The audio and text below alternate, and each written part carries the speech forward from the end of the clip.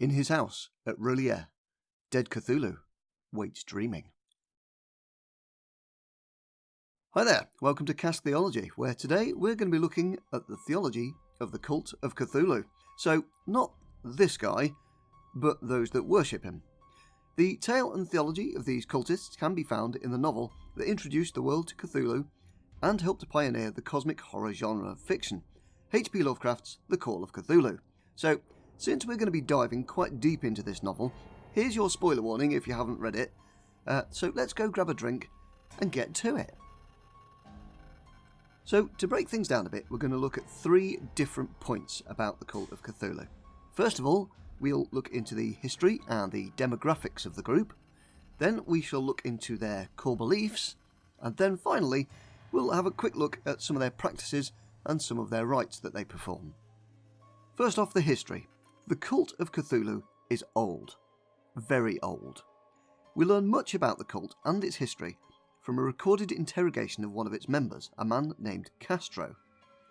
The cult has apparently been around for as long as there have been human beings, and its roots lie not with beings from Earth, but beings from beyond the stars, who lived on Earth much longer before we did. The cultists therefore claim that the cult's age is not measured in centuries, like most modern religions, but eons. The age of the cult is somewhat confirmed by another source, Professor Webb, who had come across a branch of the cult amongst the native people of Greenland. His inquiries with those outside of the group met with very little success, but some have told him that the cult was from a time before the world was made.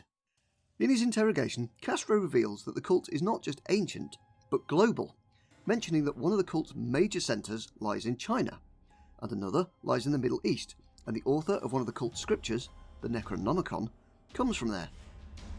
The most remote place that they can be found is right smack dab in the middle of the ocean, where they've set camp above their most revered holy site. You may recognise the name of the book, the Necronomicon, and that is because it features in many other works of fiction, most notably the Evil Dead movies, which were inspired in part by Lovecraft's writing. The book is also referenced in Lovecraftian lore on more than one occasion. Since the cult is a global phenomenon, its members come from all walks of life. Now, however, at this point we do have to mention that Lovecraft's descriptions of the cult's followers are, let's say, of a different time when people thought differently. However, we can see that the portrayal of the cult shows that it attracts those who are not of high social standing, or the outcasts of society. This actually helps to feed into one of its practices, which is that of secrecy.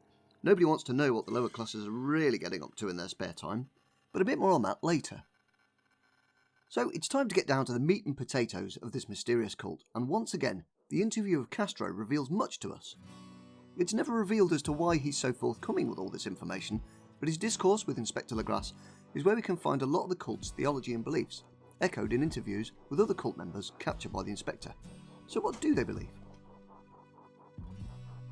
Well, the first belief of the cult is this: we are not alone. Before man had even figured out how to make fire, our planet had been settled by ancient beings who came to our world. These beings the believers called the Great Old Ones, and Castro mentions that some of the buildings of their ancient civilization can still be found if you know where to look. Long ago, the cult was created by these beings who spoke to primitive men in dreams, the only way they could talk to us. The Great Old Ones are obviously no longer here, their civilization long dead. However, they were not really dead, because they aren't made of matter, but something else, and their very existence hinges around some astrology-sounding prophecy. When the stars are right, they live. When they are not, they are dead. Or, as it states in the Necronomicon, that is not dead which can eternal lie, and with strange aeons even death may die. When the stars went bad, the Old Ones went down to lie in their houses in their ancient city of Richter, preserved by their priest who attended to them, Great Cthulhu. Now, the city sank into the sea long ago, but when the stars come right again, their priest will awaken them so that he and all the other Great Old Ones can rule Earth once again as its masters. And there, waiting for them, will be the cult of Cthulhu, and their reward will be to become just like the Old Ones themselves, free and wild and beyond morality. But until then, they must keep the ancient ways and rites alive. So now we know what they believe, it's time to look at some of the rituals and practices. As mentioned previously, the cult regards secrecy very highly. Much like the Gnostics and mystery cults of Roman times, the cult is insular and is not really interested in converting everybody. An aspect of this can be even seen in the places that the cult practices its rituals, remote, isolated places far from civilization. They are very keen on keeping their secret too, and we see this in the fates of those who investigate them. If you get too close, you might find yourself having a tragic accident.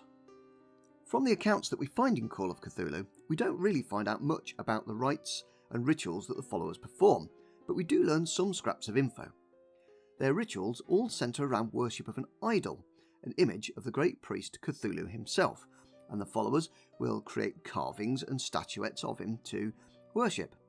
The followers perform acts very similar to voodoo spells, and perform them to the sound of drums, howling and screaming, and in the midst of a trance chanting their mantra. In his house at R'lyeh, dead Cthulhu waits dreaming. Offerings and sacrifices are made, up to and including human sacrifice. In fact, the whole reason that Castro was captured was that Inspector Legrasse was sent to investigate a group of missing people, who, unfortunately, found themselves offered to the Great Old Ones around a great bonfire, and, at its centre, the idol of the great Cthulhu himself, which began the investigation. But sadly, because the good inspector interrupted the assembly, we know little else. Now, it's here that the information about the theology and practices of the cult of Cthulhu really start to dry up.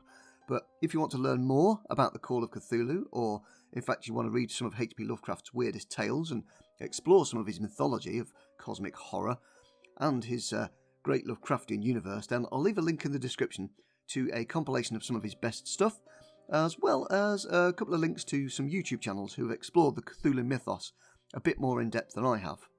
Now, this was a bit of a departure from my usual fare, so if you did like it, let me know with a like or a comment, or feel free to subscribe for more theology and beer.